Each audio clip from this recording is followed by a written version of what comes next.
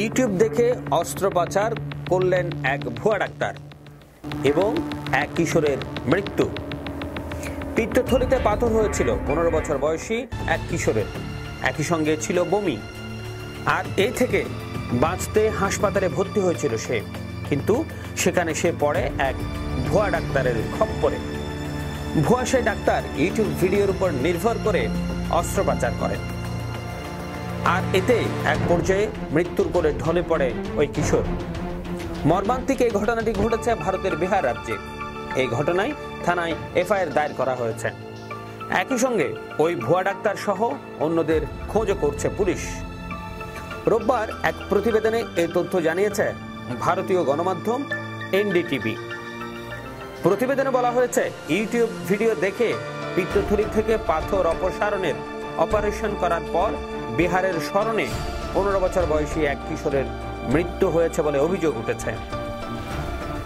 NDTV বলেছেন, অস্ত্রোপচারের পর কিশোরের অবস্থা অবনতি হলে ডাক্তার তাকে রাজ্যের রাজধানী পাটনার একটি হাসপাতালে নিয়ে যাওয়ার জন্য অ্যাম্বুলেন্সের ব্যবস্থা করেন এবং পথে মধ্যে ছেলেটি মারা যায়। আর এদিকে ডাক্তার ও তার সাথে থাকা অন্যরা মরদেহ হাসপাতালে ফেলে রেখে পালিয়ে যায় বলে কিশোরের পরিবারের সদস্যরা জানিয়েছেন। মৃত ওই কিশোরের নাম কৃষ্ণ কুমার। তার পরিবারের সদস্যরা জানান, বেশ কয়েকবার বমি করার পর তারা কৃষ্ণ কুমারকে শরণের গণপতি হাসপাতালে নিয়ে যান। তার বাবা চন্দন সহ বলেন, আমরা তাকে হাসপাতালে ভর্তি করি এবং কিছুক্ষণের মধ্যে বমি বন্ধ হয়ে যায়, কিন্তু ডাক্তার অজিত কুমার পুরী বলেন তার অপারেশন করা দরকার। তিনি ইউটিউব ভিডিও দেখে অপারেশন করছেন। আমার ছেলে পরে মারা যায়। পরিবারের সদস্যরা জানান, ওই ডাক্তারের উপযুক্ত যোগ্যতা আছে কিনা তারা জানেন না। আমরা মনে করি সে ভুয়া ডাক্তার।